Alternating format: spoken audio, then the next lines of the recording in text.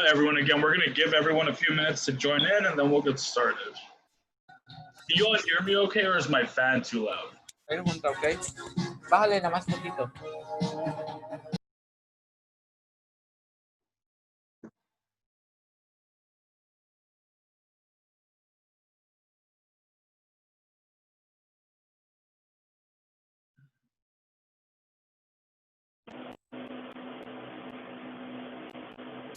Sorry, can you all hear me okay?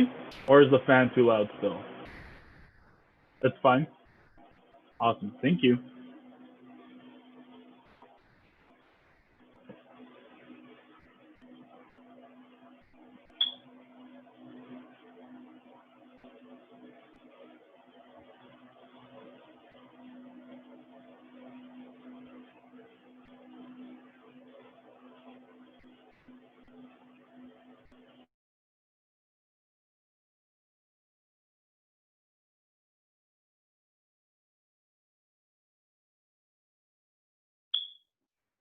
Okay, so it seems like for the most part, most people are joined. Just a quick reminder that we are recording these sessions so we can post them on YouTube in case anyone needs to take a look at them there. Again, if you're not comfortable being recorded, just keep your camera off. If not, we would love for you to join us with your camera on. Let me go ahead and start sharing.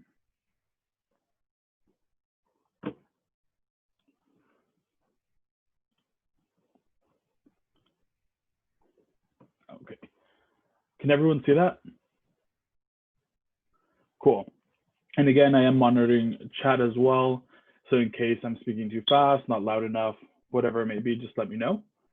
But yeah, thank you everyone for showing up today to our second session of for our Youth for Justice Summer Institute. Again, just a quick reminder, this session is tied to our advocacy and know your rights. So again, time frame is 5:30 to 7:30 p.m. We may not go that long, but we do want to have that time set aside in case we do take the full time. Just a quick disclaimer, I'm looking this way, even though my camera is this way, because you all are on my second monitor. So don't think I'm looking at something else. That's just what it is. All right, we're gonna go ahead and get started. So yeah, welcome back everyone. I made a quick joke. It's not that great, but we'll go ahead and get moving. Is everyone doing well? How does everyone feel? Yeah, I see a couple of thumbs up. Cool. So just real quick, we're gonna go over the meeting agenda. So, real quick welcome. This is where we let people kind of come in. I know sometimes it takes a few minutes to log in, register. We're gonna go over things like t-shirts and the stipend, because I know there was a lot of questions about stipends and knowing if you're in the stipend program or not. We're gonna have a Know Your Rights presentation with one of our immigrant rights fellows, Shayla. So that'll be starting pretty soon. Then we're gonna take a quick stretch break. I wanna give everyone a break. I don't want it to feel like we're going on for super long. Then we have a super exciting Oakland Art Museum. Actually, I think it's called Oakland Museum of California exhibit tour. So you all are gonna be able to look at some of the art exhibits relating to Black Lives Matter. I believe there's like immigrant rights, and then there's one on activism. So you all will get the chance to look at those, discuss them, read up on them. And then again, we're gonna have the same open discussion time. And then we're gonna have the closing and then links. So I did go ahead and create some of those links. I know there was some discussion about people wanting ways to communicate amongst yourselves, contact lists, stuff like that. So I'll share that with you all at the end. Sound good? So let me go ahead and see if we have. Okay, 45. Okay, cool. So moving forward. So t-shirt contest. Let me go ahead and share this with everyone. So again, on the syllabus, I see that a couple of you have it on. I'll go ahead and post the link again for those of you who may want to take a look at the guidelines when I'm talking about them. So at the bottom, there's a description about the Summer Institute t-shirt contest. So this is something we did when I first started started in this program many years ago. We are going to be giving everyone who is consistently showing up to these meetings a T-shirt to kind of commemorate the time you spent here and just have a cool piece of swag with you. But we want to extend it to you all. So we're going to have a T-shirt contest. I'm going to go over some of those specifics real quick. So Siren is hosting a T-shirt design contest between the participants of the Y4J Summer Institute. Everyone is encouraged to submit their designs to youth@siren-bayarea.org. I know a lot of you have been emailing us there already, so same email. All designs need to be in by 8/6/2020, which is next Thursday at 5 p.m. This is in order for us to sift through all of them, make sure that they meet our requirements, and we can prepare them for you all for Friday.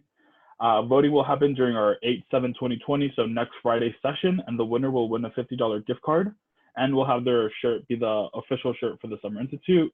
Again, please keep in mind that any design that you do submit to this contest, you're giving Siren the right to use and print as we see fit, especially with the T-shirts.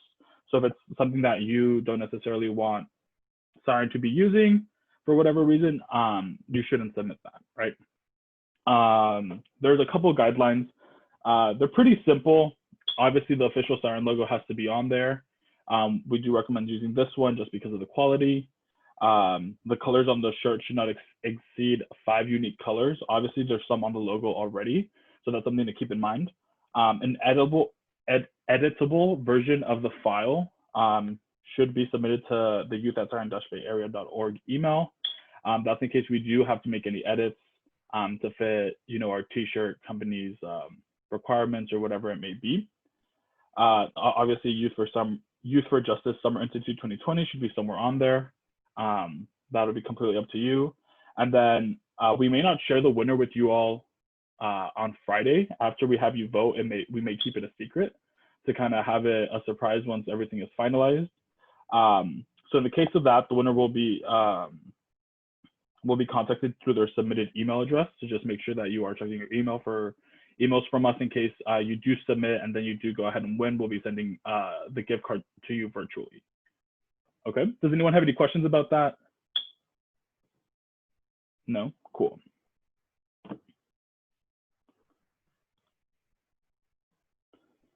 Okay.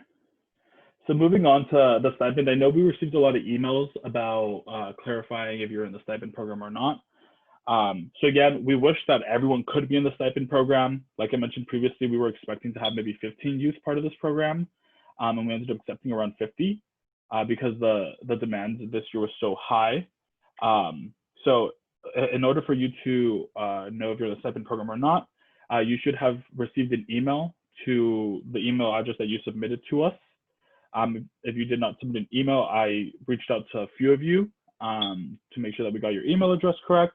And in that email, you should have an acceptance letter. So if you have the acceptance letter, that means that you're in. In the acceptance letter, there's something telling you, hey, you are eligible for the stipend. And then again, the contingency is, contingent on your participation, on you showing up, on you being active in discussions. It is important that you are joining the breakout rooms when I, prompt you to, and just be part of the discussions. I know it can be awkward a little bit, but again, we're trying to work through those barriers, right? Does anyone have any questions about the stipend?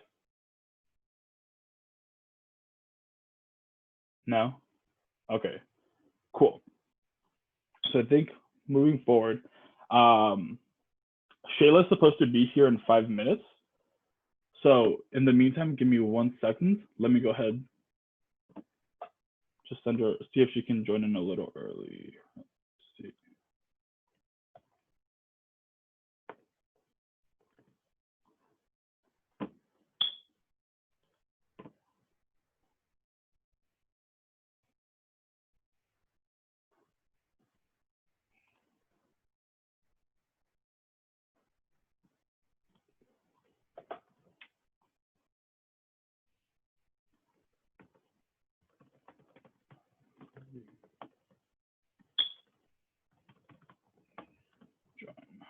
Okay, cool.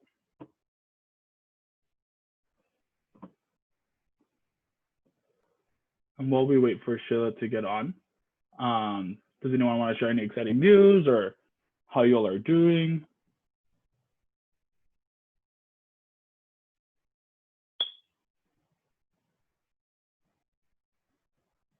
Okay. So it looks like she's getting on right now.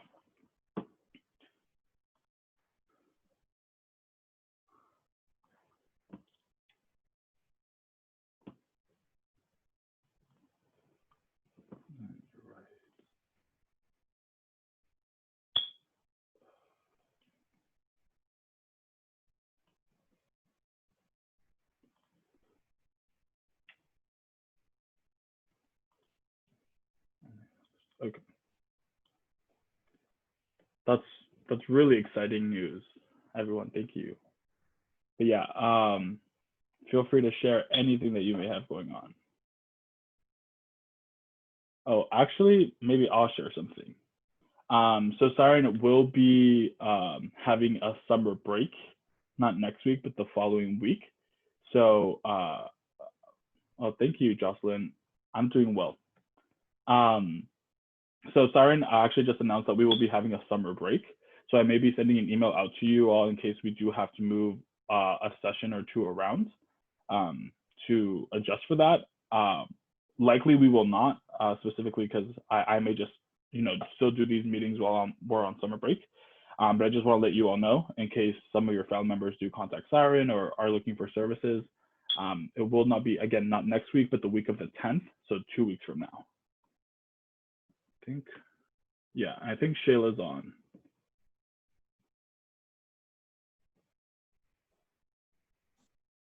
Hi, everyone. Hi, Nico. Hey, how are you? Good. How are you doing? I'm good, thank you. So let me do a quick introduction of you and then introduce you to the group. This is Shayla Castillo, right? Yes. You are our Immigrant Rights Fellow in their Central Valley office. This is the Youth for Justice Summer Institute. As you can see, we have quite a few participants, a lot more than our typical biweekly youth meetings that we have. And I know a lot of people have expressed interest in just immigrant rights, advocacy, stuff like that. The reason we brought or asked Shayla to come and speak to you all is because it's important for you all, whether you're an immigrant or know someone who is an immigrant, it's important that you know what rights immigrants have in this country and how you can help them in scenarios that unfortunately sometimes happen. So yeah, I gave you the right to share, Shayla. Do you want to share? Or do you want me to share your presentation for you? I can do it so I can keep track of the slides. Awesome. Yeah, no worries. Yeah. Take it away. All right, give me a sec.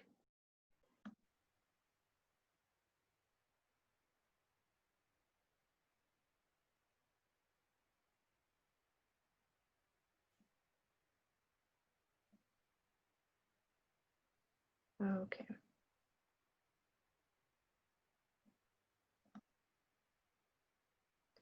All right. Are you able to see that? Is that good? Okay, great. Hi, everyone.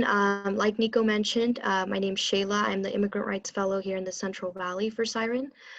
Today, I'm going to be sharing a little bit about Know Your Rights and what rights immigrants have in case of confrontations with ICE.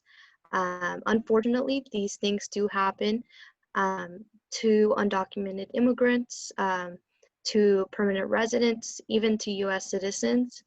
So it's important to know your rights in case of confrontations with ICE officials. And so, if you have any questions, feel free to put them up in the chat, or if you want to wait towards the end, please feel free to ask any questions you may have. Okay, so this presentation will cover a little bit about what your rights are during an ICE encounter. Like Nico mentioned, it's important to know this information not just for yourself in case of encounters, but for any family members, friends, or any individuals you know can benefit from understanding this information. Unfortunately, some individuals have been detained because they are unaware of their rights. Some of these detainees could have been prevented simply by understanding the rights. So like Nico mentioned, it is very important to share information, even if this doesn't necessarily pertain to you. We will also be going over how to prepare your family and then existing benefits for immigrants, rapid response resources, and how to get involved with Siren as well. I do want to give a small disclaimer. I know that this presentation will cover interactions with ICE officers, and it can trigger any past traumatic experiences. So if you, for some reason, don't feel comfortable, or any past experiences do arise, please feel free to to turn off your camera if need be. But yeah, I just want to be understanding of any individuals who may have past experiences. Okay, so imagine you are at home, you hear a loud knock at the door, and you see ICE officers outside. What do you do? I do want to give an opportunity for the audience to engage in the presentation. So does anybody want to give this a shot? What is something that you would do if an ICE official came to your home?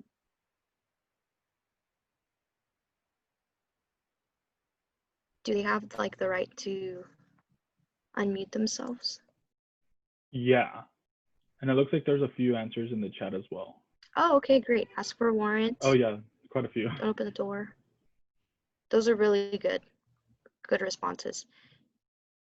They can't go inside unless they have a signed warrant from a judge. Yes, correct. So we will be going over proper warrants to look for if an ICE official does come to your door. But yeah, those are really good responses. Sorry. So it is important to note, that children should never open the door. Only adults should open the door. This isn't only just pertaining to ICE, but you just never know who's on the other side. You need to make sure to protect your family from any danger. It can be somebody running from a criminal activity and is knocking at every door to see who allows them in. ICE will not always show up in uniforms. They can show up with gear that says police, or with unmarked cars, or in regular civilian clothes, as you can see on the third picture. So on the first image, you can see ICE officers often wear police in their uniforms, which can make it confusing with law enforcement officials. On the section, you can see that there are some instances in which police officers and ICE officials have worked together in detaining immigrants. However, California is one of the most progressive states. SB 54 limits communication between ICE and police in California, with some exceptions. However, there are some states in which this collaboration is stronger. Some counties in California have no collaboration, for example, in Santa Clara County. And the last image on the right, there have been instances in which ICE officers wear regular clothing to confuse immigrants. The image from this video is from an immigrant who was detained in Portland, Oregon, while he was working. In this instance, ICE officers entered the house without a warrant. And so this is just an example of what some ICE officials can enter with their uniform, or how they try to terrorize the community. I do see a few questions. What are those exceptions where ICE and police can work together? I believe in California, it is only if there are certain criminal histories. So for example, if it's an aggravated, not aggravated, but if it's a serious crime, then there may be communication between ICE and the police. It's not simply like if you get a traffic ticket, you're going too fast. There is no communication there. It's only if you've had previous criminal history. The second question, how can we find out if the police works with ICE in our county/state? You can look that up, honestly. I would look up the SB 54, which is the law that passed in California. You can probably Google it, simply asking if if ICE is working with your county. I can probably forward some information to Nico to forward to you guys, so you can look that up. That'd be great. And can immigrants safely call 911 without being turned in? Yes, it depends on what occasion you're referring to. And in any occasion, anybody can call 911 in case they are, being attacked or anything is going on, which are usual calls for 911. They should not be detained, unless, there should be no reason for why they would be detained if they're just simply calling 911 to report something or just simply ask for help. Sorry, I'm trying to click on the slide, but it's not going.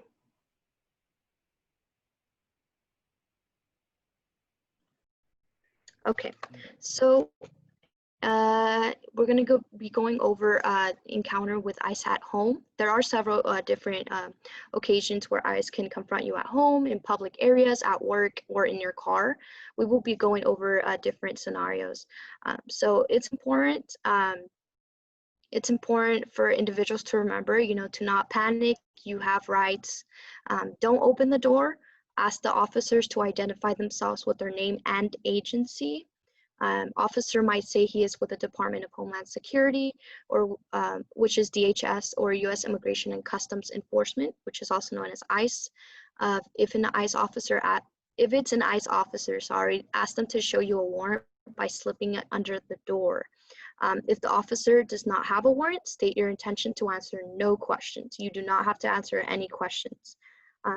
Additionally, it is important to note that if a warrant is slipped under the door, only the person who is named should go outside and talk to the officers.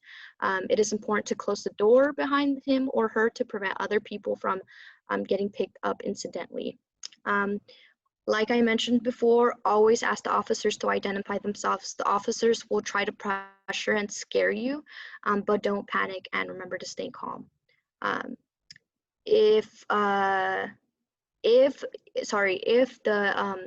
officer does not have a warrant, like I said, state that you're not going to answer any questions. Make sure you step away from the door, since ICE officers haven't been known to kick down doors, and you don't want to get hurt, for one. So yeah.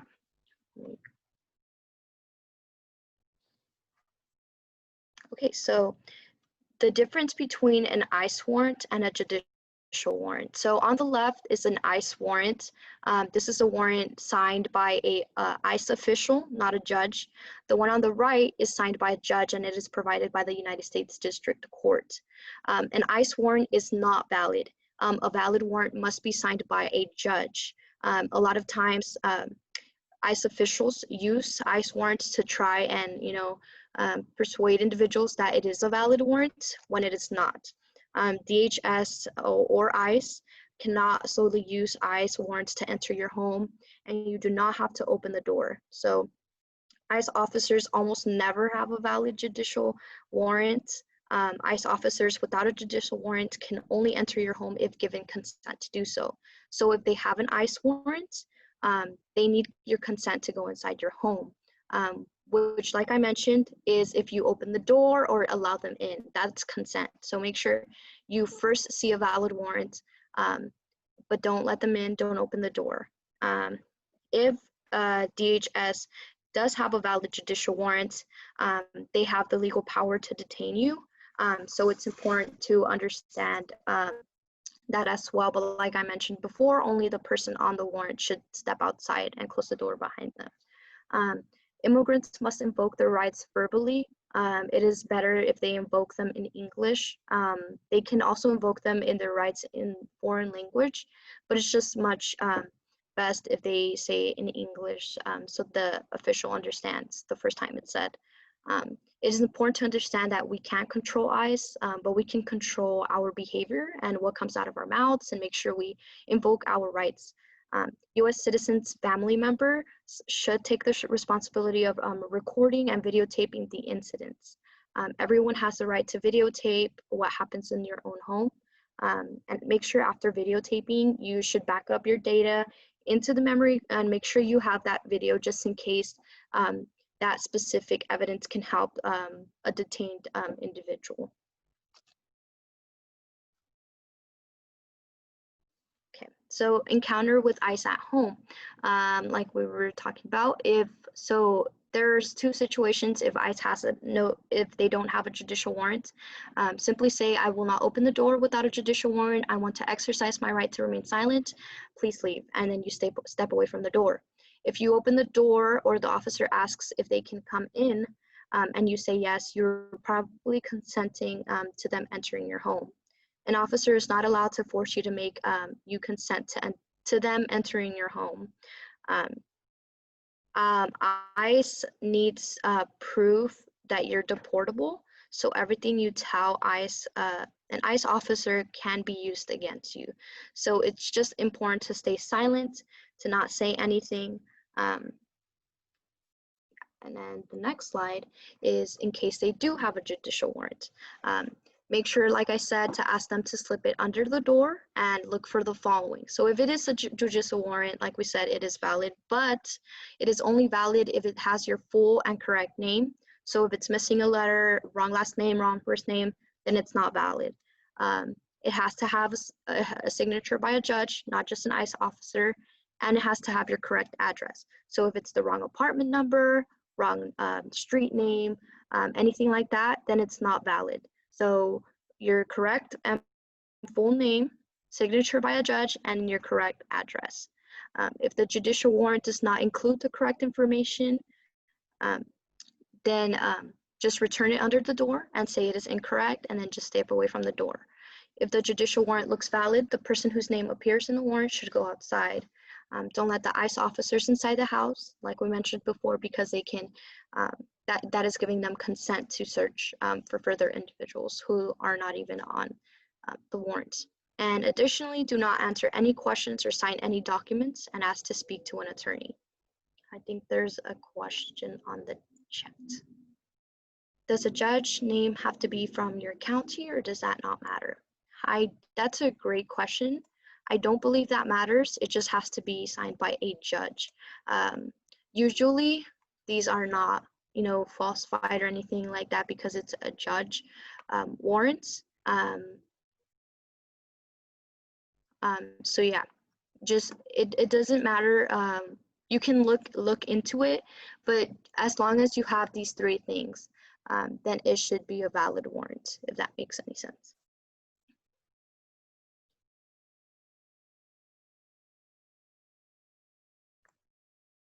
Okay, so, sorry. So we're going to be looking through this flow chart, and this is a great way to understand what you have to do. So very first, remember, don't panic. You have rights. Do not open the door and ask the officers to identify themselves with their name and agency. Who are you? Who are you with? What is your agency? And if they do have a judicial warrant, and then you ask if they have a judicial warrant, ask them to slip it under the door, and then you check for the following. Signature by a judge, your full and correct name, and your correct address. If the judicial warrant has the correct info, the person whose name is on the warrant should go outside.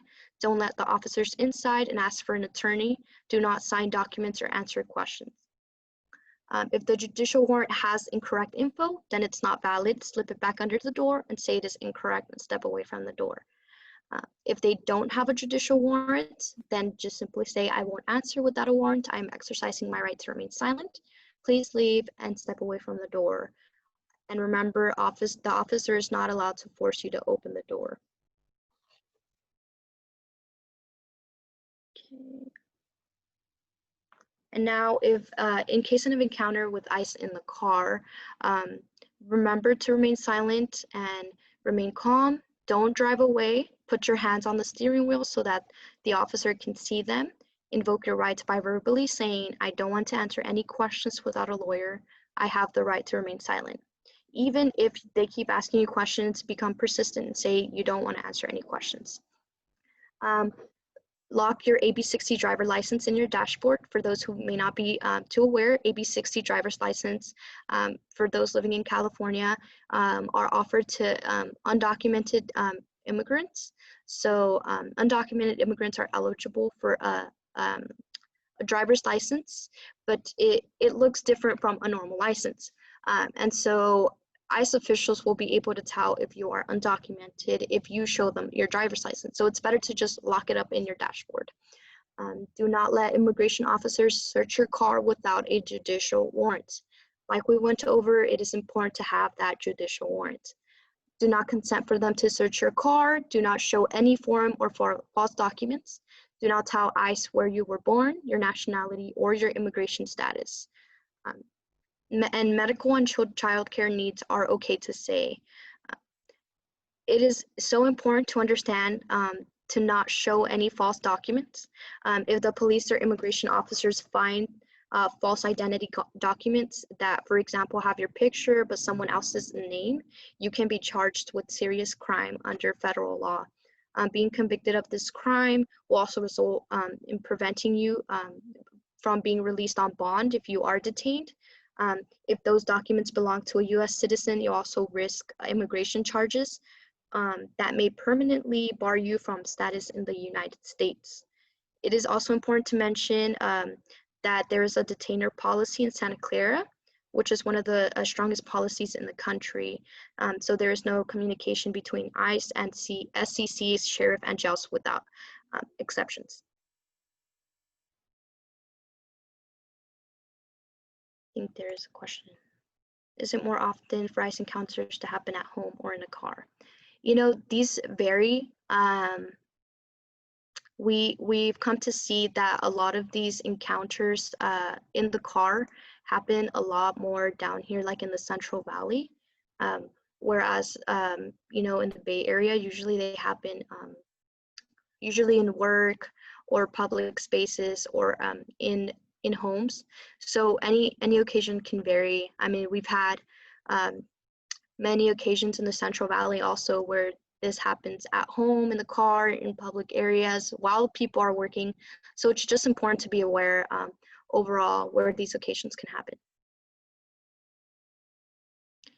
What if it is at work? We will be going over that. So great question.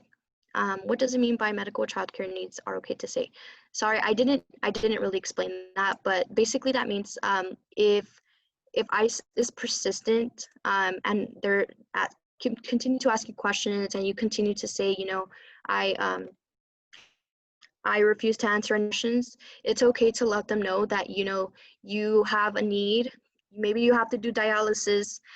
Maybe you have to go pick up your child from some like school or childcare.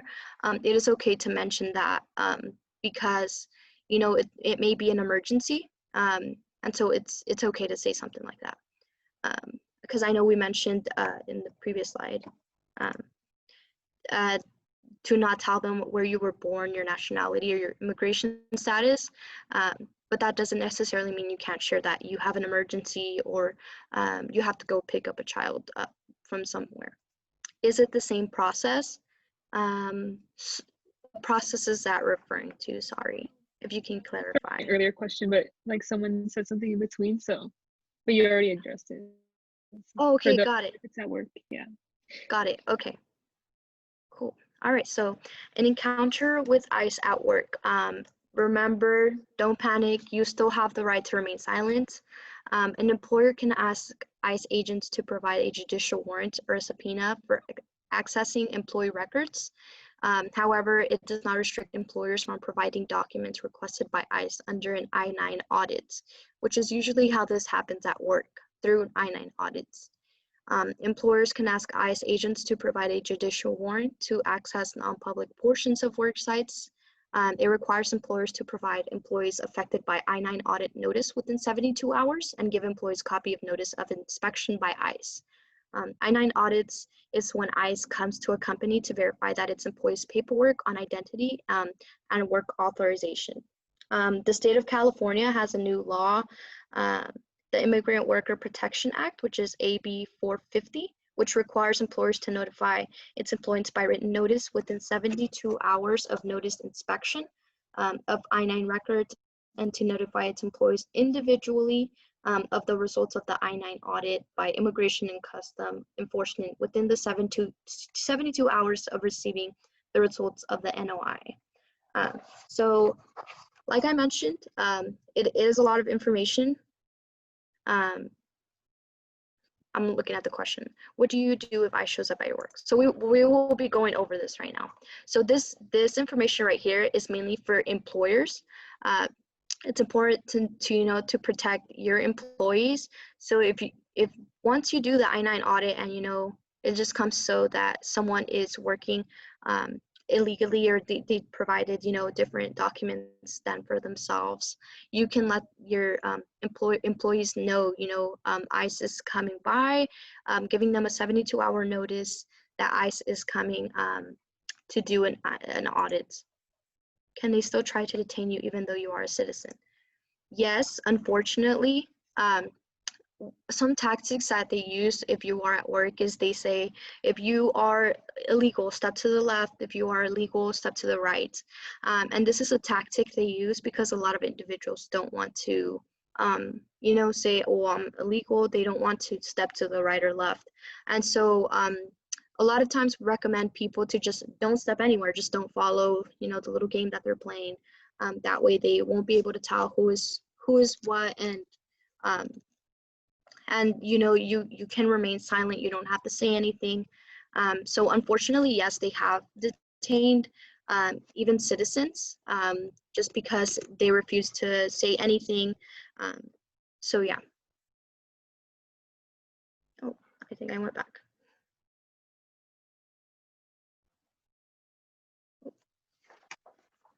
Okay, so like I said, they use a lot of tactics while they're at work. If they're trying to get individuals while they're at work. So it's just important to remain silent, to use the same tactics that you would ask for judicial warrants. Your employer should ask for a judicial warrant. They shouldn't just allow agents to come and, you know, to just ask and detain individuals right then and there. A lot of the same tactics that are used for work are also used for individuals who may be detained in a public space, which we will be going over as well. So if you have an encounter with ICE in a public space, you can ask, am I free to go? If they say yes, just walk away calmly, do not run, remain silent. You have the right to speak to an attorney. Say, thank you so much, I don't want to answer anything. You may refuse a search if you are stopped for questioning but are not arrested. You do not have to consent to a search of yourself. If no, you are being detained, say, I am exercising my right to remain silent and want to speak with an attorney. Stay silent or repeat the same answer to all their questions. You can refuse to sign any or all paperwork until you have had the opportunity to speak with an attorney. So it is important to understand, you know, that all people in the United States, including undocumented immigrants, have certain U.S. constitutional rights. If you are undocumented and an immigration officer stops you on the street or in a public space, know that you have these rights. You can say, I don't want to say anything. Please don't talk to me. I'm not going to answer anything. But make sure you are staying calm. Don't run. Don't try to hide, especially for workspaces. Just simply ask, am I being detained? If they say yes, remember to stay silent. And if they say no, then just say, well, okay, thank you, and I don't want to answer anything. And then just move on with your day.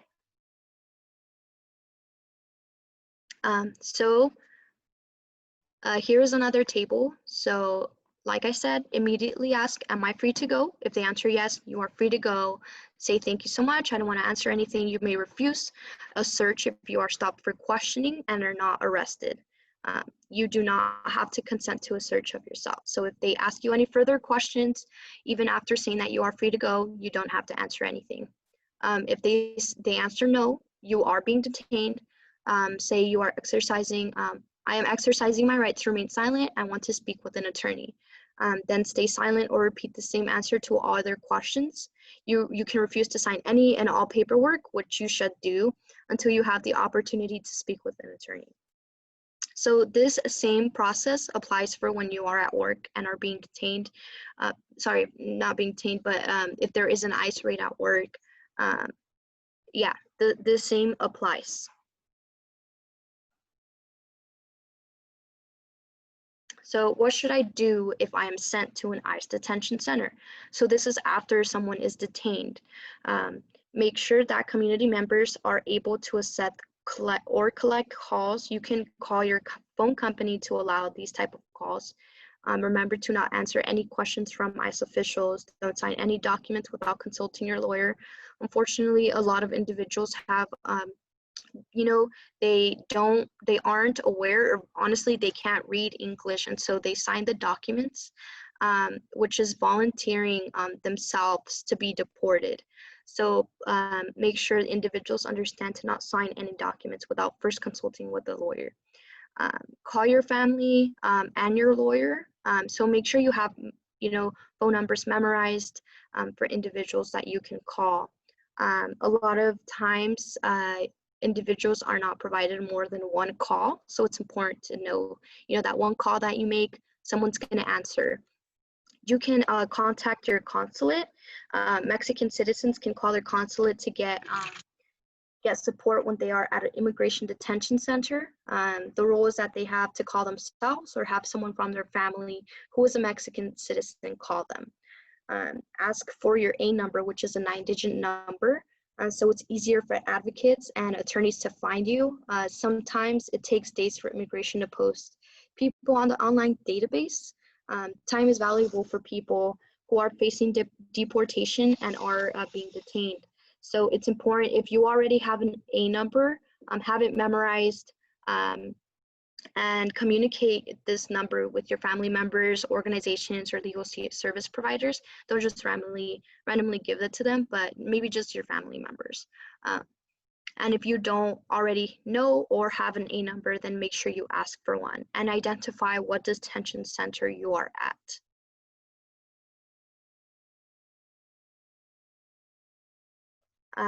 Additionally, it is important to prepare your family in case of these instances. A lot of families don't like to have these conversations because, you know, it's rather just to avoid the topic at all.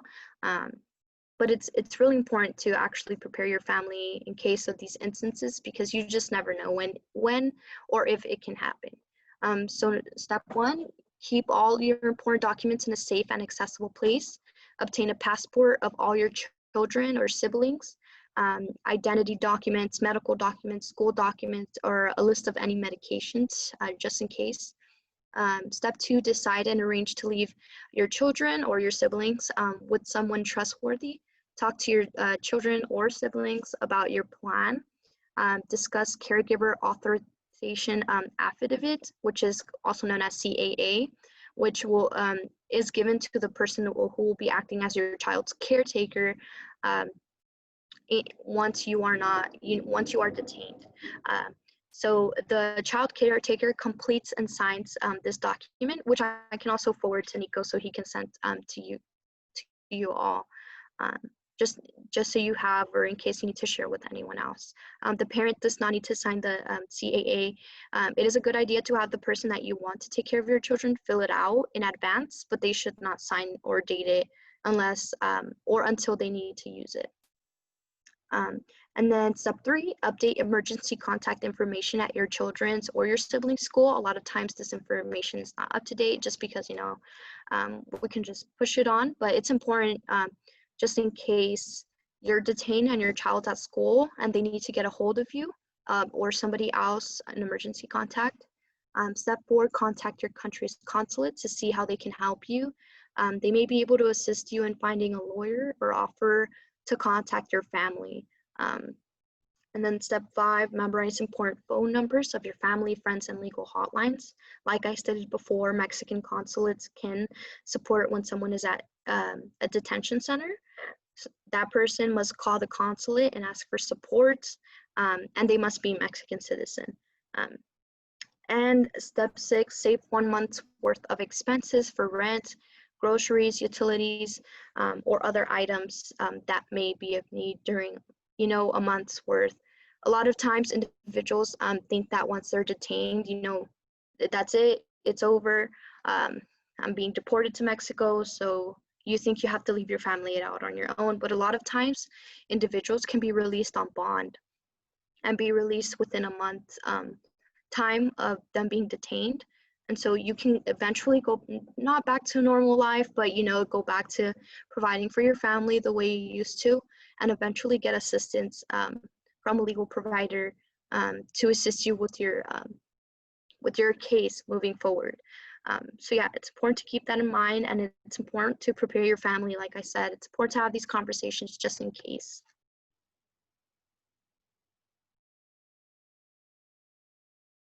Additionally, it's important to understand your legal options and if you might be eligible for an immigration benefit. Here at Siren, we provide legal services for those who want to consult with an immigration attorney to seek relief, or if if individuals are already in removal proceedings. It's important to understand if maybe you might have a benefit you don't know about. It's important to avoid fraudulent legal service providers. Visit your State Bar Association website and search their name up. A lot of times these individuals are taken advantage of from notarios, notaries, and other fraudulent legal service providers. And additionally, you should continue to avoid negative interaction with law enforcement. So, avoid any DUIs or traffic tickets, keep your license up to date. In California, you can apply for a license even if you are undocumented. So please prevent any further interactions that you may have. And if you have criminal records, consult an expert. Something like a DUI or a conviction related to drugs can have irreversible negative immigration consequences and could bring you to the attention of immigration authorities if you otherwise weren't already. And if you have a criminal record, it's important to consult an expert because certain convictions can be changed to lessen the impact on a future immigration case you may have. So I just wanted to go over Real ID licenses for individuals who are not up to date. So non-Real ID compliant, you cannot use it as an identification to board on airplanes. You cannot enter military bases, and most federal facilities. These are also known as AB60 licenses or non-Real ID compliant licenses. So AB60, I don't believe they are eligible for a Real ID. A Real ID, you can use it as identification to board on an airplane. You can enter military bases and most federal facilities. DACA recipients can get a Real ID and a driver's license. For a Real ID, you must present proof of social security number. So AB60 licenses are not eligible for a Real ID. So these are important to also keep in mind. I think there's a question. When does Real ID become official? I believe it's next month. Not next month, in October, sorry. I believe it's the month of October. I think it might have been pushed back, but maybe we can check on that and send it out with all the resources. Yeah, definitely. Yeah, I think last time I checked it was October, but it might have been pushed back. There's another question. Oh, okay, got it. Yeah, I'm not sure exact on the date, but yeah, we can follow up on that as well. And then what can institutions do for policies and protocols? So it's important to understand, if ICE appears at facilities and requests access to non-public areas. So like if you're shopping at a store or, if you're at school, these type of institutions can do something to protect individuals, like denying entry and asking for the credentials the same way you would do if you were at home and an ICE official wanted to gain more information or detain an individual. It's important for them to ask for a warrant signed by a federal or state judge with written authority to enter, an individual named and the address. So same thing as if the official were coming to your home. These institutions have the right to do this. So it's important to train staff on written policies and procedures. The superintendent should ask whether ICE has a warrant, designate a person to interact with ICE and document all interactions with ICE. There are laws which protect individuals like FERPA, which we will go over in the next slide. So for data privacy, for example, FERPA, it requires schools to withhold information that could identify students to third parties, including federal immigration officials. It prohibits schools from disclosing personal identifiable information in a student's education records without parental consent or subpoena. Even if presented with a subpoena, the superintendent should consult with the school attorney to determine the validity of the subpoena before disclosing of any information. Schools do not need to and should not require about or keep records on immigration status of student and family members. FERPA supersedes PRA, requires that the school district maintain the confidentiality of all personally identifiable information in education records. So it's important to not keep any records of a student's immigration status, especially at schools. Sorry. So like we were going over, there is an acronym, REACT.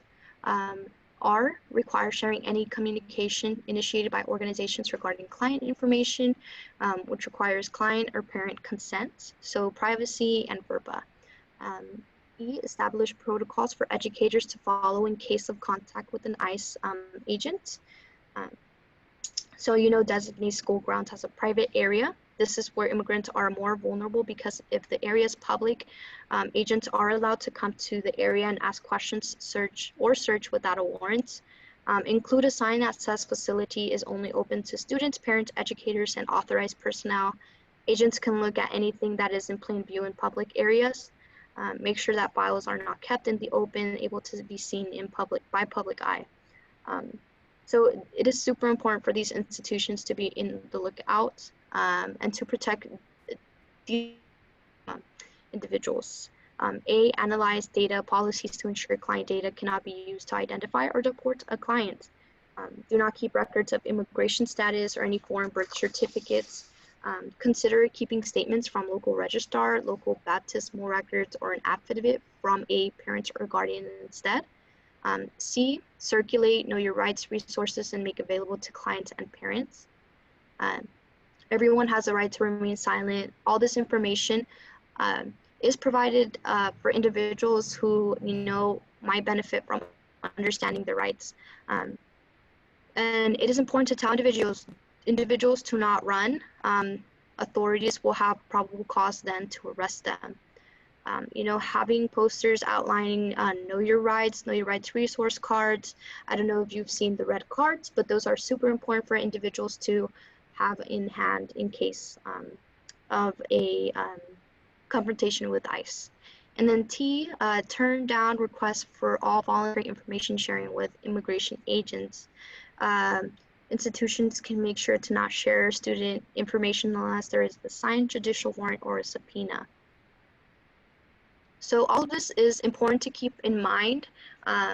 Maybe you don't work at a school, or you're not a superintendent, or you're not a principal, but there are things you can do to keep institutions accountable for keeping our community safe.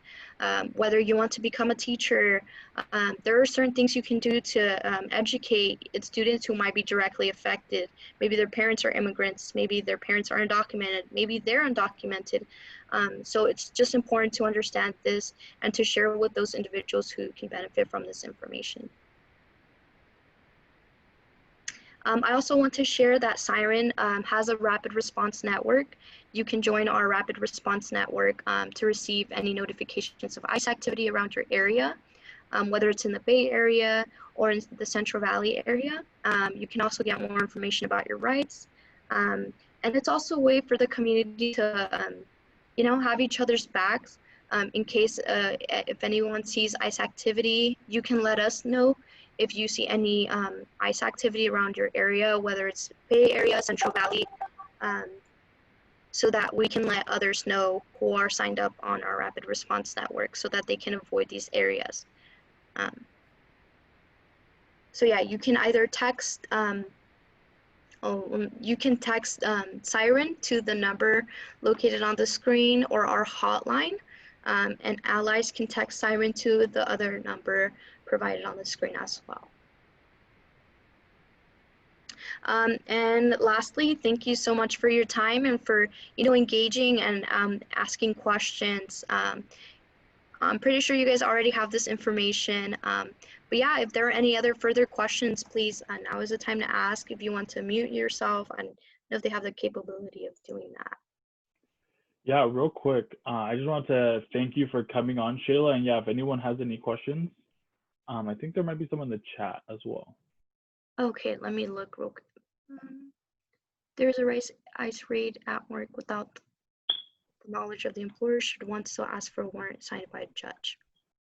So if your if your workplace doesn't warn you of an ICE raid happening, usually they should warn you. They have 72 hours in advance, but a lot of times, they won't, or they'll forget. So you just follow the same protocol. You can ask for a warrant, but usually they won't have a warrant since it's a raid. So you simply have to ask, am I being detained? If you are, then remain silent. Remember to remain silent. And if you're not being detained, then say thank you and just simply walk away. I think there was And some. then this is slide public, if so, are you able to share with folks? Yeah, I can definitely forward this slide to Nico so he can share it with you all, and with the additional information that we went over throughout the presentation. Yeah, and just for presentations in general, Siren should have a workshop request form on our website. So if, I know a lot of us are a lot younger, but if you're part of organizations on your campus, part of maybe your church, maybe your parents are interested in having this shown at their work or whatever it may be, you can request a workshop from Siren, and but depending on capacity, we may be able to do that for you all. Yeah, definitely. Especially for folks who, may be starting school or they have clubs at school, please reach out to us. We're willing to do this for individuals to understand. Like I mentioned, it's super important for individuals to understand that they have rights. And I think there was another question. What if ICE doesn't want to leave even after you let them know you're not giving them access to your home? They can be really persistent. I believe after like 20 minutes, they usually leave after like 20 minutes of staying, even if you've said no. But I would honestly recommend just not going out. Like if you have to throw out the trash or anything like that, just don't step outside. Don't open the door for any reason. And make sure your doors are locked so they won't just barge in. But as I mentioned, if they do barge in, which they usually use as a tactic to knock down doors, remember to have somebody record that instance, and to save that. It can be used as evidence to help an individual who is eventually detained. Are you able to record agents in public? Yes, definitely. Please do so. You have the right to record agents in public or work settings, especially if it's not yourself being detained. I would still record it because it can help individuals or eventually help others who may be coming to a specific area and they can avoid that specific area. I know this happens a lot at Walmart. And other places like that. So if you have the ability to record agents, yes, I would say yes. Do we have any other questions? They could be out loud or in the chat. I have a question. So when ICE is at outside your home and then they have a valid judicial warrant, can you say that I will not go outside unless I have a lawyer, or do you have to go outside still if they have a judicial warrant? Would saying that you have a lawyer, would that stall anything? Unfortunately, it won't, because they have a valid judicial warrant with your name and all of the requirements. They have the right to detain you. So if they have the right to detain you, they will knock down your door if you don't open. And unfortunately, that not only makes you detainable, but any other family members who may be undocumented. So that's why we just recommend, if they do have a valid judicial warrant, just for the person who is on the warrant to step outside and close the door behind them. Saying that you have an attorney coming doesn't really do anything. I would just recommend that, they follow up with the attorney if they are detained. Okay. And then I had another question. So I'm curious about rights regarding if going to demonstrations or protests and things like that. Does the same rules apply to that, asking if the ICE officers have a judicial warrant? How does that go about? Yeah, so it's super important for going to, you know, protest demonstrations. We've seen a couple of ICE raids happening, especially in the LA area, for individuals who are undocumented and are attending protests surrounding, you know, the current issues. And so it's super important to understand that you still have rights. I know a lot of individuals are warning others, like if you're at a demonstration or a protest, to leave as soon as you can. Unfortunately, if you are there and if ICE is there, they're not going to have a warrant because, you know, they just won't know that you're there and they can't get one that fast. So they won't have a warrant, but you can ask, am I being detained? Just the same steps you would follow if they approach you in a public space. Am I being detained? If you are, you don't have to answer anything, don't have to sign anything, and you may be able to be released on bond. So keep that in mind, and just if you are going to these demonstrations, there are other presentations for those who want to understand more about the rights of undocumented individuals attending protests. So I can also forward that to Nico, but Okay. yeah, it's important to, you know, if you can write down numbers of attorneys or other organizations who can assist you if you are detained, I would recommend doing so if you're attending these protests. So yeah. Thank you. Yeah, I have a question for you, Shayla. Yeah. In the case that a valid judicial warrant is presented and the person is not home, you know, and you don't want them to break down your door because there may be other vulnerable people at home, what steps do you would recommend? That is a really great question. I actually don't have the answer for that right now, but I would just recommend saying, you know, they're not here. I know a lot of times they'll think you're lying and they'll want to barge it in, of course. So if you can get in contact with the individual, I would just tell them like, hey, ICE is in search for you. And if you need to tell ICE, well, they're at work, they might ask you where is the address of their work. So I would say it's up to the individual. I don't have the correct and like the accurate answer, but I can look more into that as well. That's a great question. Do we have any other questions before Shayla takes a break from her long day of work? Actually, I have a question, if you don't mind. Yeah. So earlier in your presentation, you said that a parent should be the one who answers the door. Is that correct? Yes. Does ICE also detain children or like, yeah, like look for children as well, or is that not as common? It's not as common. They usually go for the parents, but needless to say, I mean, ICE officials have been known to detain children even at schools. That's why I mentioned, you know, the policy guidelines that different schools and school districts can follow. So yeah, they can detain a child if they reasonable suspicion, you know, that they might be undocumented, but they usually don't go for children. They usually go for adults. Okay, thank you. Awesome questions, everyone. Do you have any last minute questions? Okay, awesome. Well, if you have any questions, you know, feel free to message us on Instagram, or you could always send us an email. And if I don't know the question or whoever's answering doesn't know, the answer, we can always consult with our legal team and our policy team. Once again, thank you, Shayla, for coming. And I know you've been working all day, so feel free to hop off. You don't have to stay on the call the whole time. Thanks Great. again. All right. Thanks, Nico. Thanks, everybody. Have a great day or evening. You too. Thank you. Bye. Awesome. So we're actually going to take a quick 5-minute break. I know that presentation, I mean, Know Your Rights presentations tend to be a little dense just because of the, you know, kind of the severity of the information that you all are receiving. So I do want to give you a quick break.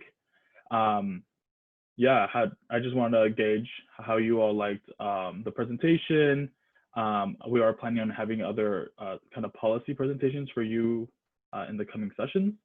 Do we have any thumbs up, or was that kind of what you expected? I can say something. Mhm. I think it was really helpful because I own like the red cards and stuff, and Hmm. I've always like I've shared them, like I've gotten a lot at a time and like given them out and stuff. Awesome. But they have like not really limited information, but I feel like the presentation really like expanded on a lot of things that are Right. said on the card. And Awesome. better I'm glad. understanding. Yeah. Yeah, I'm glad to hear that. I mean, I'm around this all day, and I learned something new today. So that's great. Let me go ahead and share the screen real quick.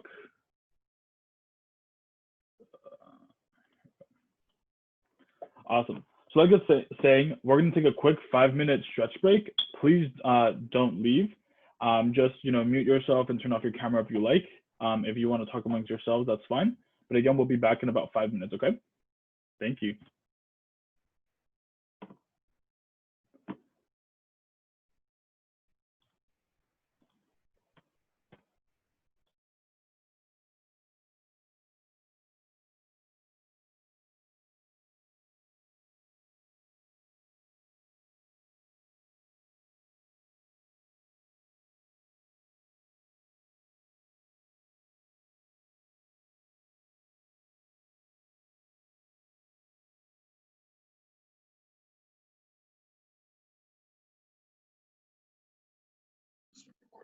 Awesome. Can everyone see my screen? Yep. Awesome. Cool. Thank you. So yeah, so the next portion of today's session is actually Open Museum of California exhibits. This is super exciting. I'm actually gonna put the link in the chat for you all. I just sent it. So if you go ahead and open that link.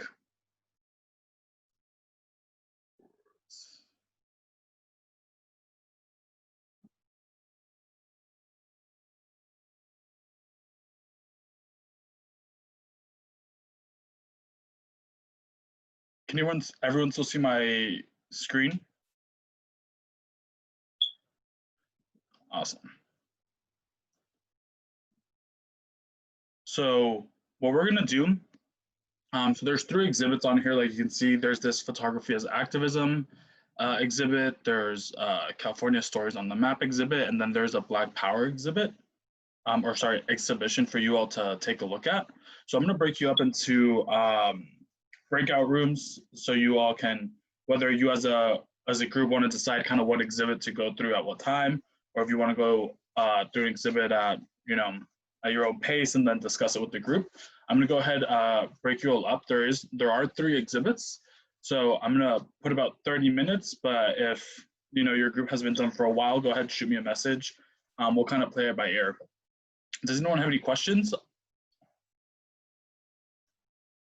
Okay, I do have some prompts I'll put up on the screen once we're in breakout rooms. Set this up.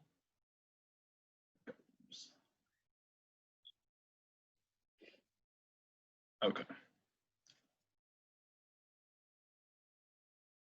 Okay, so you should get the notice to go into the breakout room.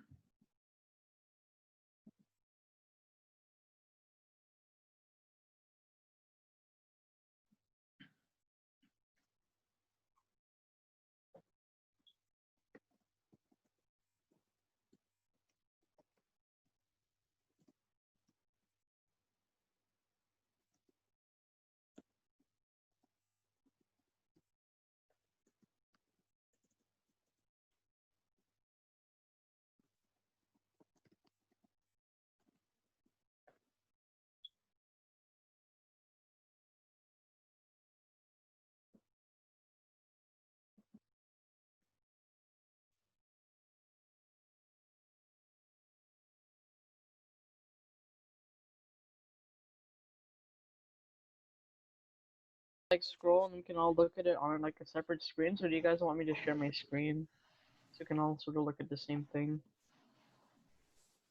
I think if you wouldn't mind sharing your screen, it would be great. Yeah, I don't mind. All right. You guys can see this, right? Or you all can see it? All right.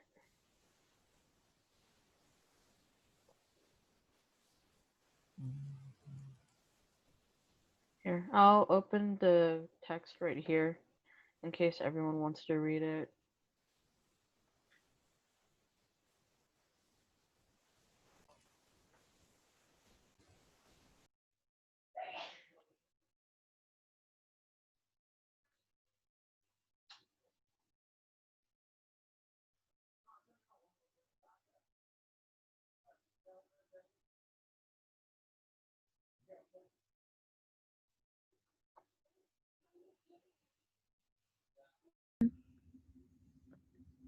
Um,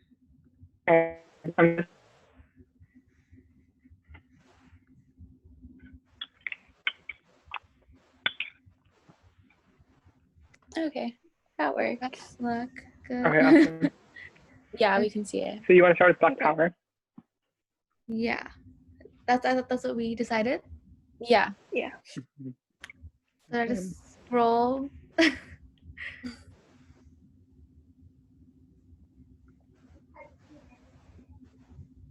So that's where the session Did you guys read it? came from. Yeah. Yeah. Okay.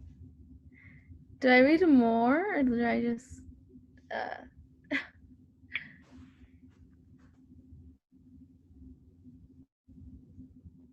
Wow.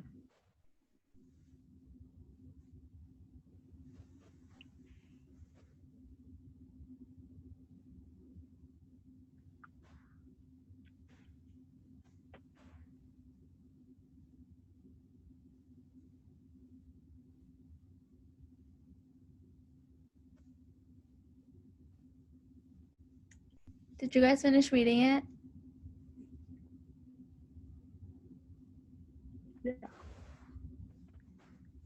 Okay. So which one do y'all want me to click on? Let's do Black is Beautiful.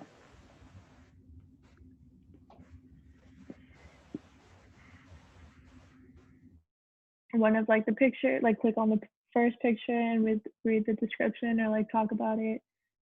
Or we can just like, have one person read that or someone can share their screen. Oh yeah, too. If someone want to share their screen.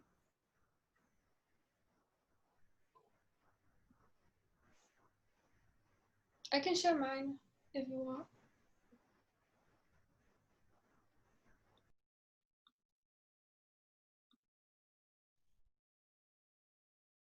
Yeah, can you see it? Okay.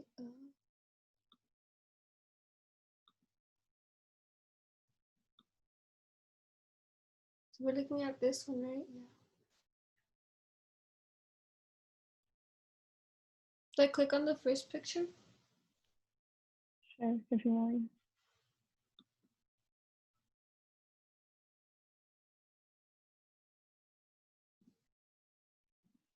Where are you all from? San Jose. I'm from Sacramento. Oh, okay. I'm from San Jose too. I'm from Redwood City, which is probably like a 30-minute drive from San Jose.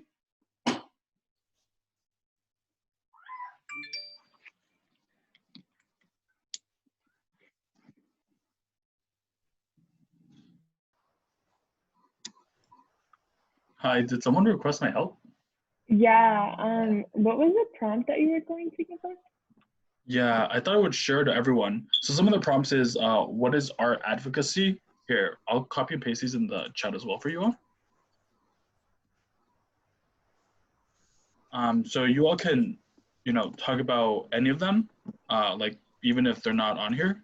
Here are some examples. Yeah, particularly because there are some on Black Power and specifically on activism. These questions, may come from some of the things that you read or see. Are you all able to see them in the chat? Yeah, thank you. No problem.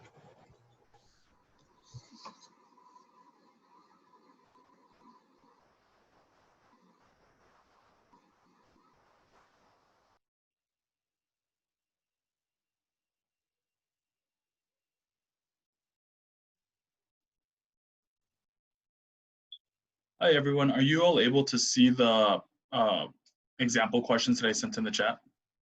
Oh, there's example questions? I can't see them. Okay, so maybe you have to put them in each group. Okay.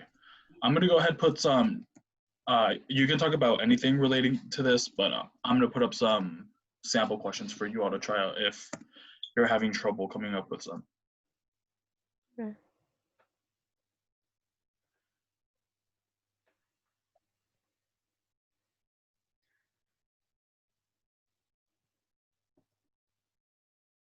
Okay, I'm seeing the questions as they're coming up. Cool.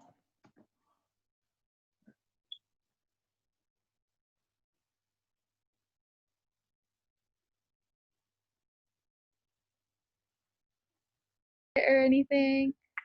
So what's the next one now? All right. Okay, cool. Hi, real quick, I just put some of the example questions on there for you all, in case you were having trouble coming up with your own. But definitely talk about Okay, any thank you. questions you all might have. Yeah, no problem.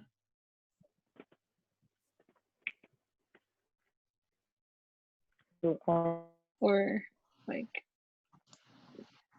starting college or something, or still in high school. I'm going to go. Yeah. Oh, go ahead.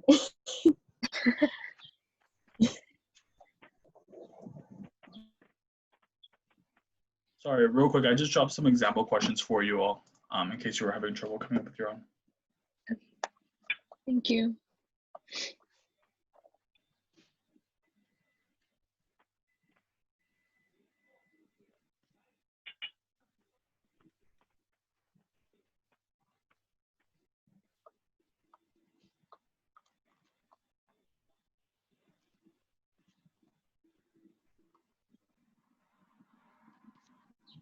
Oh, I can start by answering the first question.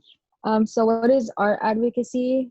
For me, it just means like using, like some people are just different talented. So I feel like that's their way of being able to show their support for a certain movement. Especially now, I feel like I've seen a lot of, especially for immigrant rights and like Black power. So I've seen a Yeah, I agree with her in like it's an artist's way of also of showing like their advocacy. You know, it's a different form, but I feel like it's also a different form for people to understand and maybe even like comprehend more as like compared to written or spoken advocacy. Or advocacy just as someone might make the art to.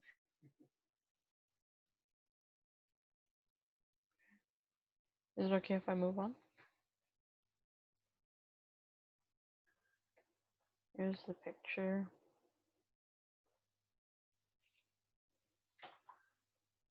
And here's a text that goes with it.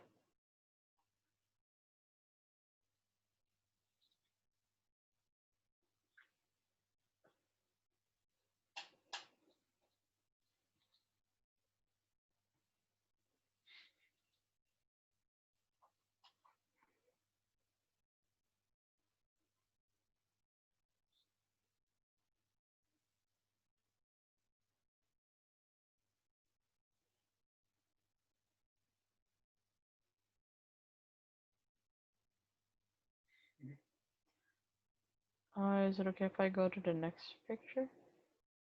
This is the last one out of this exhibition. Yes, you could go ahead. Okay, here's the picture. It's the last one, and the text is below.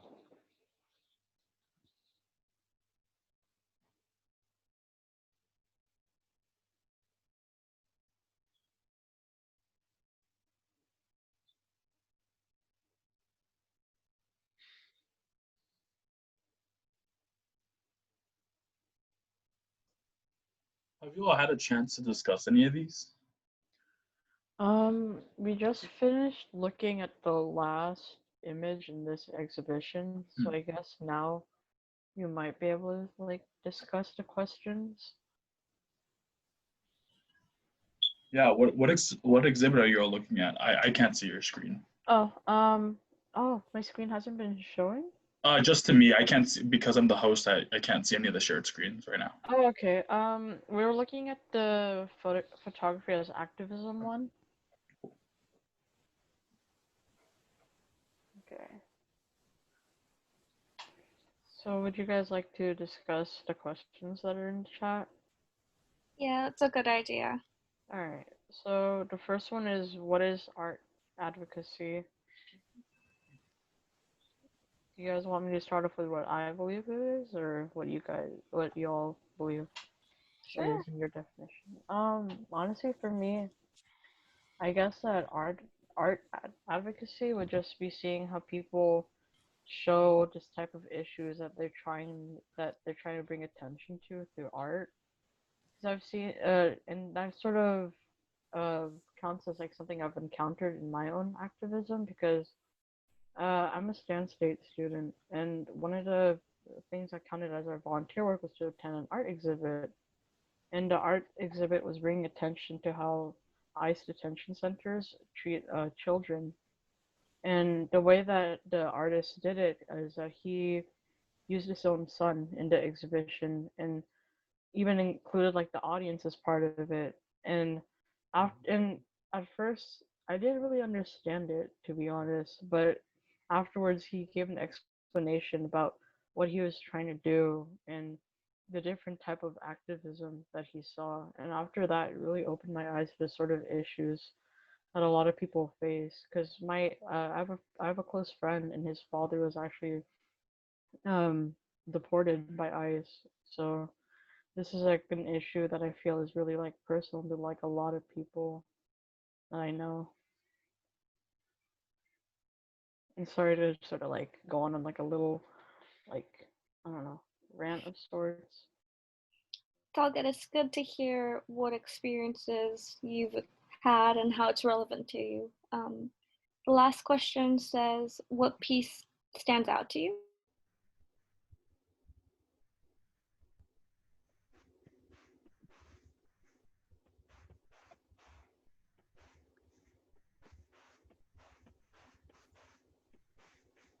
Have you all had a chance to discuss any of the exhibits so far? Not yet. We're just going through them right now. I think at the end Not of yet. the discussion about them. Yeah. Yeah, I think we're just going to discuss them at the end. Yeah.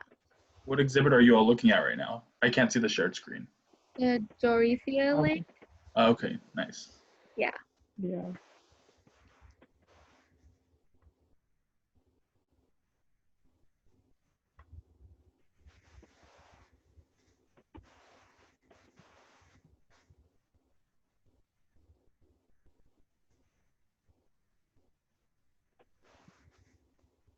Of like the moments leading to like the internment of like Japanese folks, I think that's something that like people don't really talk about, nor people really know of. So that's like another thing. It just shows how powerful photography is and how it can convey stories that aren't ever really like exposed to like the popular like narrative.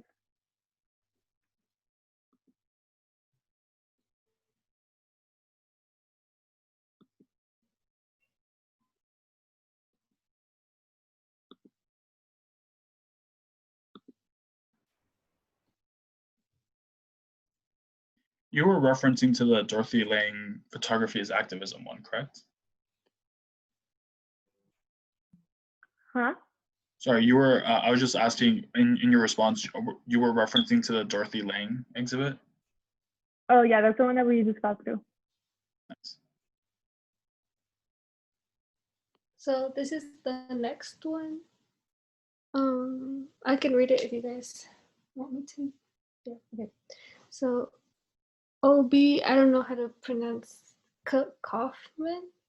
Artist Obi Kaufman wants readers to think about different aspects of California natural history. He created a series of maps with ink and watercolor, each showing one dimension of California's landscape or ecology.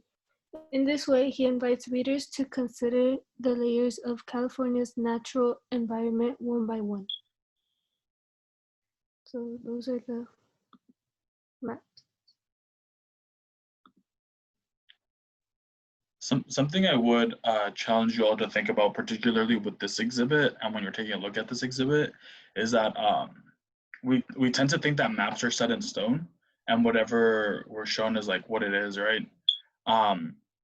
Even from like my own education, I grew up at a charter school, so most of my education was bilingual, and all my books were imported from Mexico. So even then, the maps were completely different. I know there's always a discussion about how much of California and Arizona and Texas was part of Mexico, and you know, history books will be biased based on who the historian is. So particularly when looking at these maps, it's always important to understand there is bias even in things that we often consider factual or like science, stuff like that.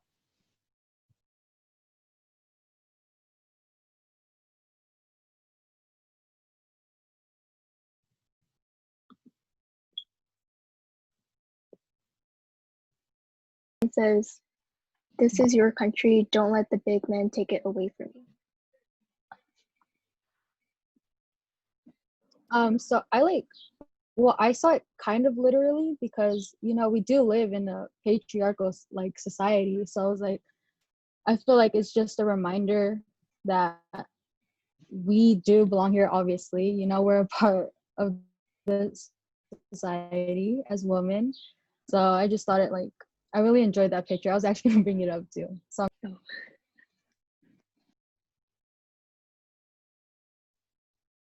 Do y'all think that they purposely put the poster where it says air? Or is it just like randomly there? Because that's kind of what I'm thinking. Like, I don't know if that has anything to do with it. Or if it's supposed to like symbolize something. Which one are you talking about? The same one, the one with the gas pump. Oh, okay, yeah. It says it's posted where it says air, and I'm not sure if that's supposed to like mean anything. It looks like probably a gas station, so like an air pump, I think. I don't know if it's probably already there. And someone just posted that like on top just to show it off better there. Yeah, I was thinking, I don't know if it has, maybe I'm thinking, okay, this is a thing that I don't like about like interpreting art and stuff, but I was thinking like maybe like air, it's something that's supposed to be like natural to us, like, and I was thinking maybe like the country, like it should be ours.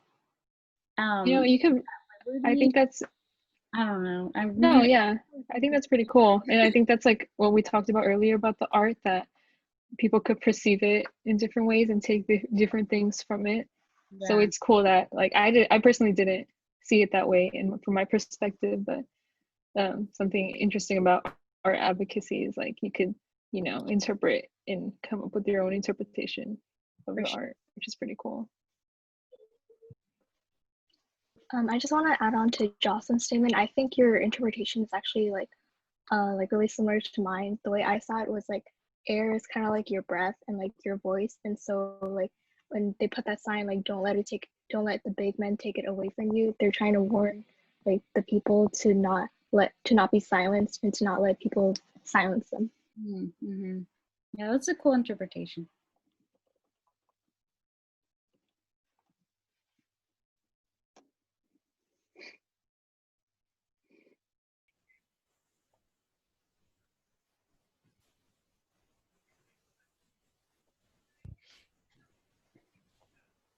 Oh, this one? Maybe we should all just read this one. I don't want to like read it out loud because I hear like I'm just gonna like stumble.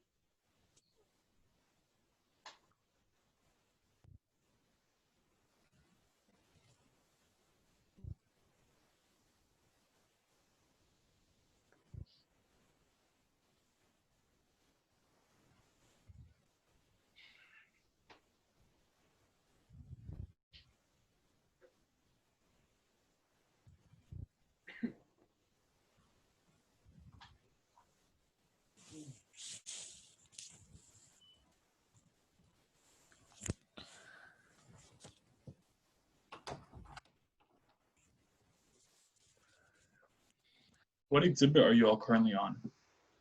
The Black Power one.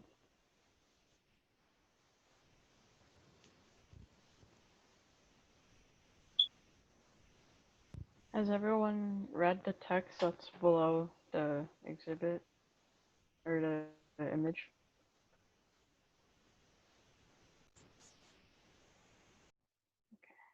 I'm gonna go on to the next one. Alright, I'll show the art. Real quick, have any of the images like resonated with anyone or stood out? For me, it's more like the text, because I tend to like respond more to text, and it mentioned the Black Student Union and how they started up in the Bay Area, and I never really thought about how they might have like found their start back in the Bay Area, which is actually interesting because I live over in like the Central Valley, and at my university we have a Black Student Union, and and the individuals that are part of that of, of the Black Student Union have really helped me educate myself on a lot of like social issues that I don't experience as like a person in my own population. Interesting. How about the rest of you?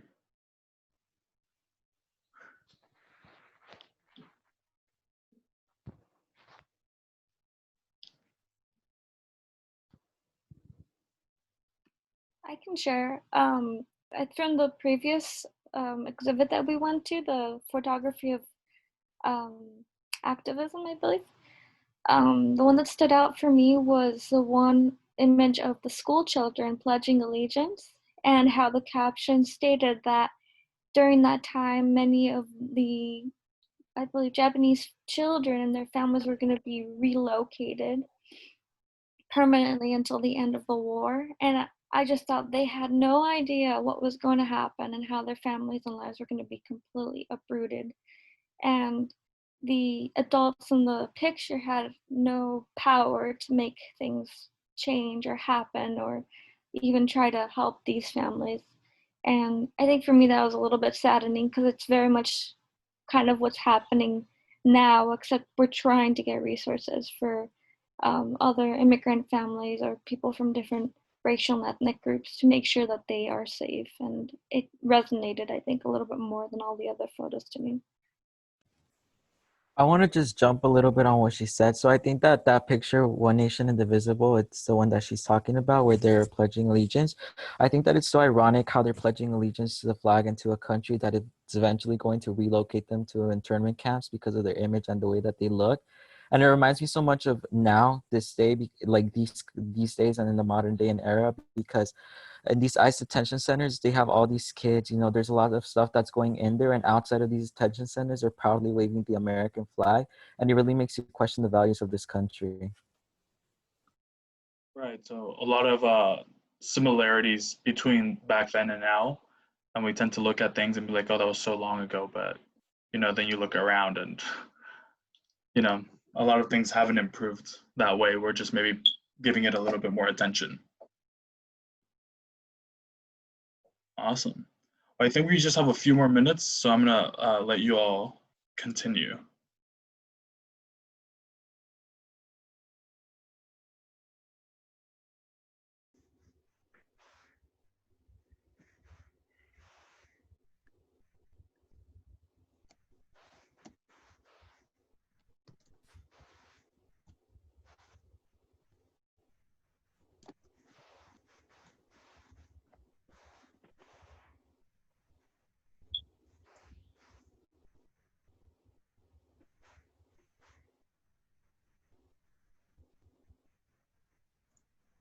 Did all of you get the broadcasted message I sent out?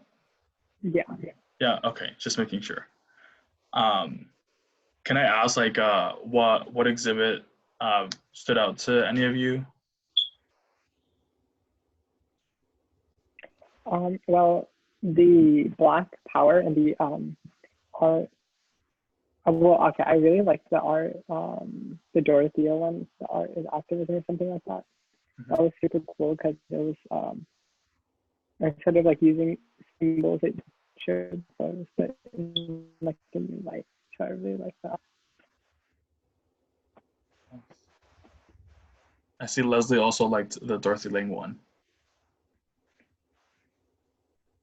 Yeah. Did anyone resonate with like a specific image in any of the exhibits?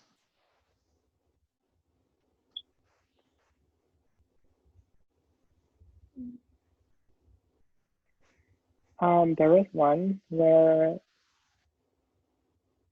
there's an X-slave, I think, and there's a photo of her, I think, in the field or something, and that resonated with me a lot.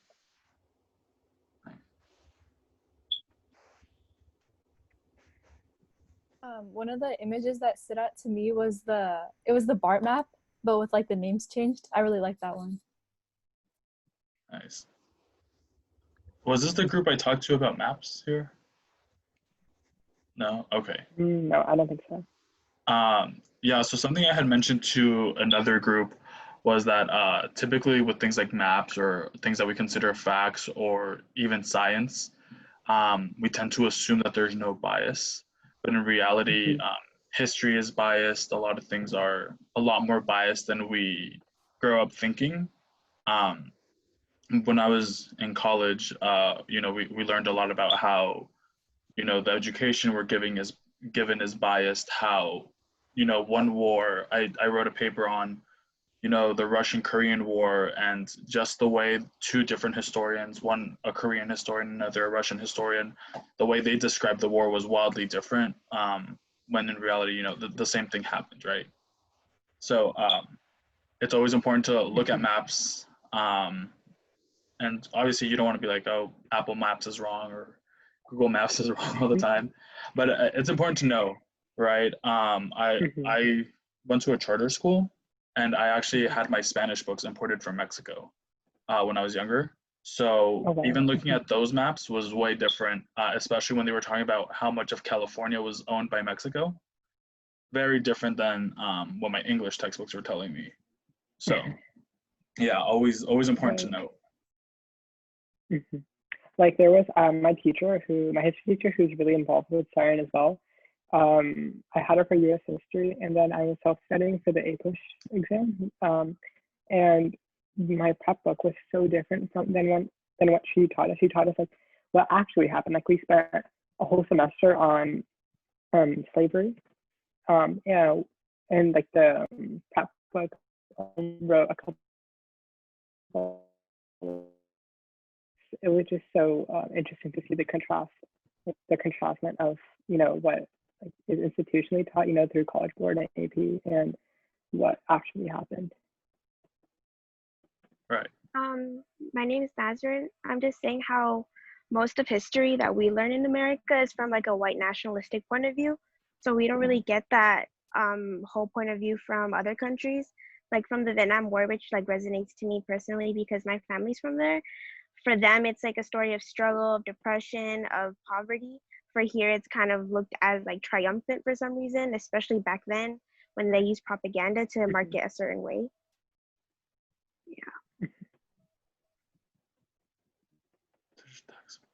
I feel like maps have become so politicized, and they've always been so politicized. Like, it's no wonder that, like, of course, like the Meridian line or whatever I could call it, like it runs through London. Like that's putting it at the center of the world. Like it's a very Eurocentric like idea, and I feel like drawing like and classifying certain groups and bodies as like Asia or Europe. Like technically, Eurasia is one giant like landmass, but why do we divide it where we divide it? And like just personally too, like I remember I asked my mom like, oh yeah, like how do you fill out like your census, because like we're Filipino American, and you know like I've heard the debate on both sides, like, oh, Filipinos can, you know, call themselves Asian American, or they can call themselves Pacific Islander. And she said Pacific Islander, but I was like, oh, I've been taught, you know, Asian. But that's just because the people who control the maps and who control like what is defined by what because of politics is for a certain reason. It's because back when she was growing up, having Filipinos identify as Asian wouldn't really fulfill that model minority myth. But now that they've been Americanized and whitened by America because of colonization, it suits them to put them under Asian, because we've now become a huge force in the labor economy. So it's a really interesting concept of like maps and race and definition. Yeah, everything's definitely connected. And we're about to go back into the room, but as an economics major, I can tell you economics plays a huge role and in determining value. And it's important to think about value in terms outside of just money. Value can be a lot of things. So it's always important to think about it that way. But yeah, I'll see you all in the main room.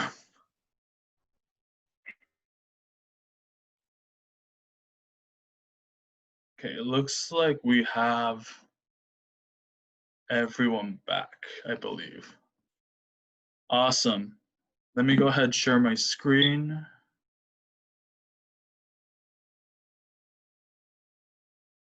We're almost done.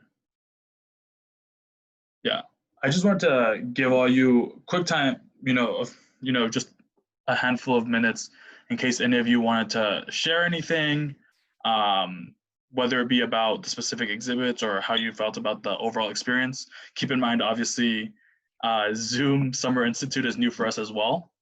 So we're trying to determine whether things like this you all like, if we should continue or, look for other avenues.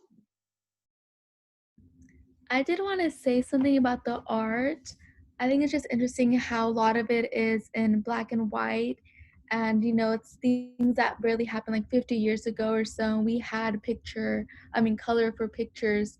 And so it makes it seem as if it was super long ago, but in reality it wasn't.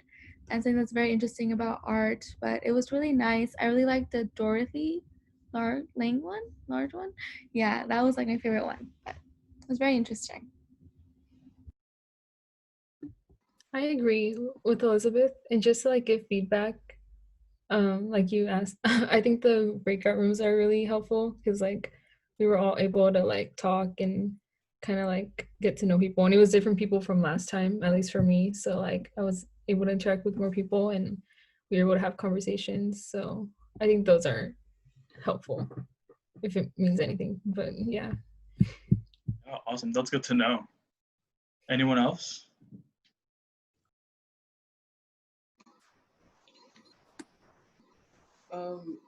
I would like to point out the maps. I never really like saw maps in like different like ways like that. Like it kind of like showed us about like how we affected like the land and like how we as a society kind of just destroyed it, like with climate change and everything. And it also kind of revealed a little bit about like systemic racism and about how like they place people. And I thought that was really interesting that they use maps to kind of show that. So, yeah. Yeah, no, definitely. Just gonna read off chat real quick. Thank you, Rosa. And I think Daniela was mentioning that it was nice to kind of experience the exhibits with other people. It's getting to hear what others think as well. Any final comments? Real quick, kind of building off of what Zoe said, I really liked the map exhibit because, like you had actually said, like it makes us question like objective truth. Like maps aren't necessarily always true. They don't show all the nuances of history and like true oppression. So sorry, I thought that was really cool to like understand and sort of like challenge your mindset. Awesome. Anyone else? Oh, I also wanted to say I enjoyed the breakout rooms because like I was able to get new perspectives on everything. And I actually wanted to bring up one of the pictures. It was in the Black Power exhibition. It was the 10-point platform. And someone from my group, I'm gonna say her name, Jocelyn, she was bringing up the idea that many of what the Black Panther Party was pushing for, we're still trying to fight for it today. And I found that really interesting. Awesome. I think Alejandra, you unmuted for a second. Did you want to go ahead? Yeah. Well, I just wanted to talk about how, like, very quickly, bring up how, like, when we were asking, like, or when you asked the question, like, what is our advocacy? I think it's very, like, self-representative. self-scat, and it comes from folks who oftentimes aren't the ones being able to put these images out there for like our consumption, and so it kind of becomes the job or the responsibility of like marginalized folks to like advocate for themselves through images and through like we saw like power mapping and like kind of like changing up what like these conventional images mean, and like, you know, making them so that they reflect our lived experiences, so that they can advocate for our like needs and like specific like desires. So I think that's something really big from like our advocacy, like the fact that it's centered on the person, like on, you know, your self-representation and being able to expose that when the media or like art or whatever, like mass consumption, like it's not, you know, reflecting you. Awesome. Well said. We are running out of time, so unfortunately I'm going to have to move on. But if you did want to continue discussing or something like that, this next section may be helpful. So first of all, yeah, thank you everyone for joining us. We had a lot of people join the second session, so thank you again for coming. Here's the Instagram. Again, I do post updates about the sessions in case, you know, you're forgetting. A lot of resources are posted on our Instagram and are posted daily. So if you like to keep up on those resources, have family members, friends, or just want to be prepared, you know, in any eventuality, that resource is there for you. There's a couple of people who respond to DMs on there as well. I know some of you do message there and ask questions from time to time, so feel free. I want to share the GroupMe link. I can actually, I'm going to send it out as well, but I'll put it in chat. So this is kind of like almost like texting platform, but you know, if you don't want to share your kind of phone number with everyone, don't want to get spammed, there are mute options. That's there because I know a lot of people were mentioning that, you know, what if we want to talk to each other, and even, you know, beyond the Institute, that's an opportunity in case you're ever trying to organize. A lot of you are from similar regions, particularly the Bay Area and Central Valley. We have a huge hub. We do have a good amount of people from the LA area as well. And fun fact, some out-of-state people as well. So it's a great opportunity for you all to get some perspective. And then here's the contact list. I know someone had mentioned that it would be nice to have a contact list, especially if maybe you met someone here who, you know, you had a great conversation with, and maybe you want to send them an email or something to keep discussing something, or maybe ask some questions. Keep in mind the contact list is voluntary. Both of these things are voluntary. You do not have to join them if you don't like to or would not like to.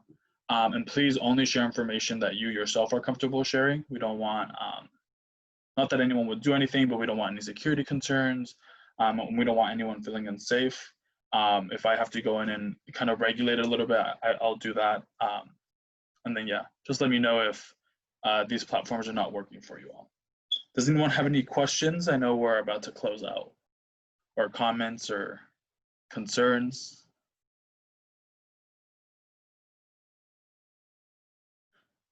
No, is everyone, I know there's quite a few questions on the stipend. Does anyone need me to clarify that once more before we sign off?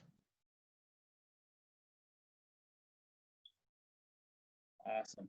Well, with that, I'm going to go ahead and say thank you. Have a good night, everyone. Our next session is next Tuesday at 5:30. I believe we're going to be discussing, we're going to be having a speaker who used to be a Siren intern, who is now going to an HBCU law school, a historically Black college or university.